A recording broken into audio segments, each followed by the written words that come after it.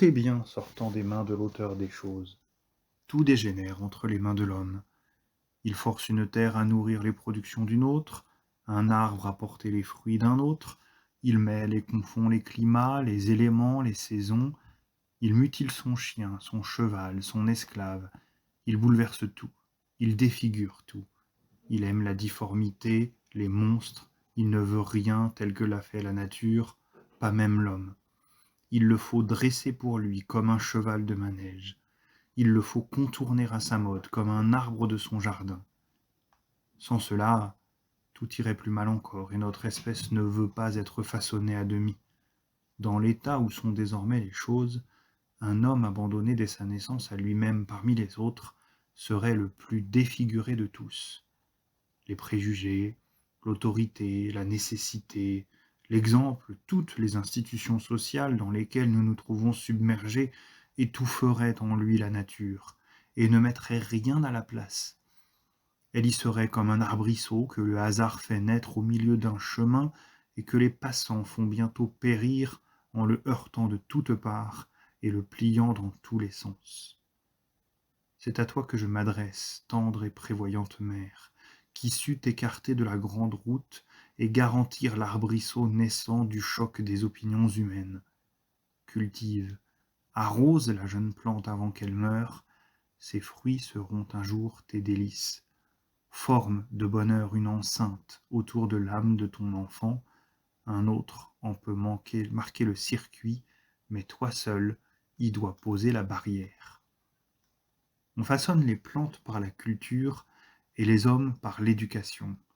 Si l'homme naissait grand et fort, sa taille et sa force lui seraient inutiles jusqu'à ce qu'il eût appris à s'en servir.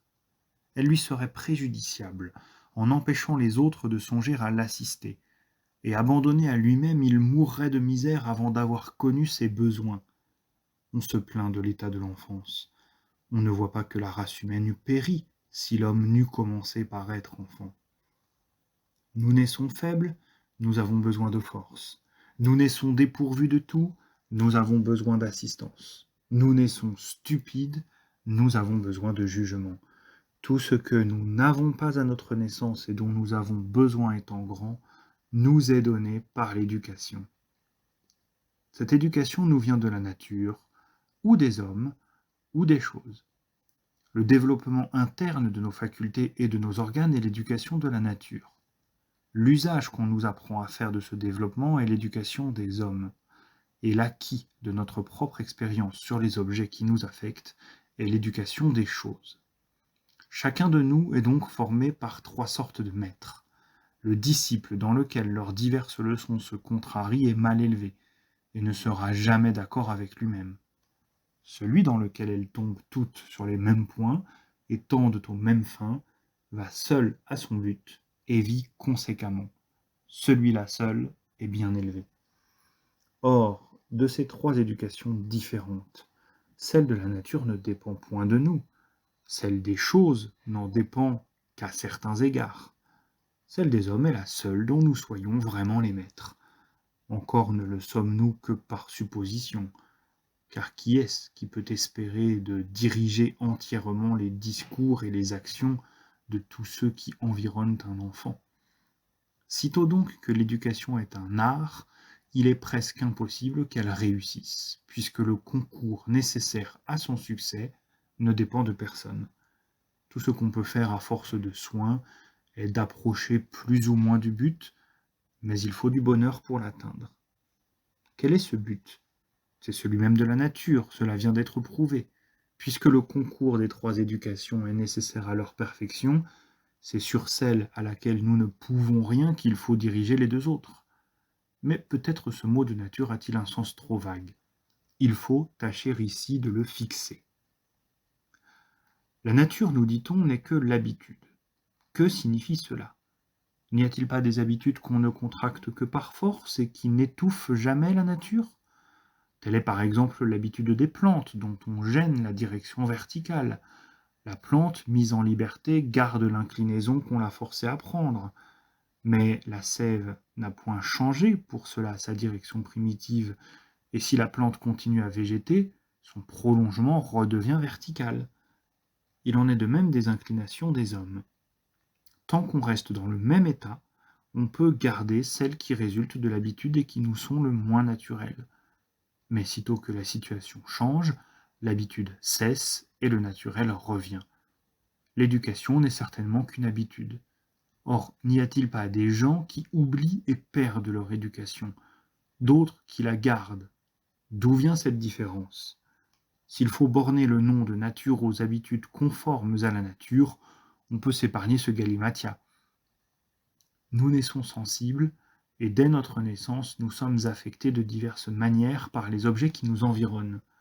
Sitôt que nous avons, pour ainsi dire, la conscience de nos sensations, nous sommes disposés à rechercher ou à fuir les objets qui les produisent, d'abord, selon qu'elles nous sont agréables ou déplaisantes, puis selon la convenance ou disconvenance que nous trouvons entre nous et ces objets, et enfin, selon les jugements que nous en portons sur l'idée de bonheur ou de perfection que la raison nous donne. Ces dispositions s'étendent et s'affermissent à mesure que nous devenons plus sensibles et plus éclairés. Mais contraintes par nos habitudes, elles s'altèrent plus ou moins par nos opinions.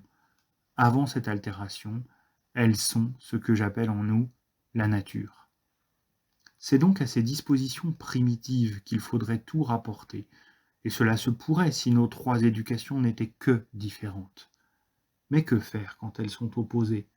Quand au lieu d'élever un homme pour lui-même, on veut l'élever pour les autres. Alors, le concert est impossible. Forcé de combattre la nature ou les institutions sociales, il faut opter entre faire un homme ou un citoyen, car on ne peut faire à la fois l'un et l'autre. Toute société partielle, quand elle est étroite et bien unie, s'aliène de la grande. Tout patriote est dur aux étrangers. Ils ne sont comme, ils ne sont rien à ses yeux. Cet inconvénient est inévitable, mais il est faible. L'essentiel est d'être bon aux gens avec qui l'on vit.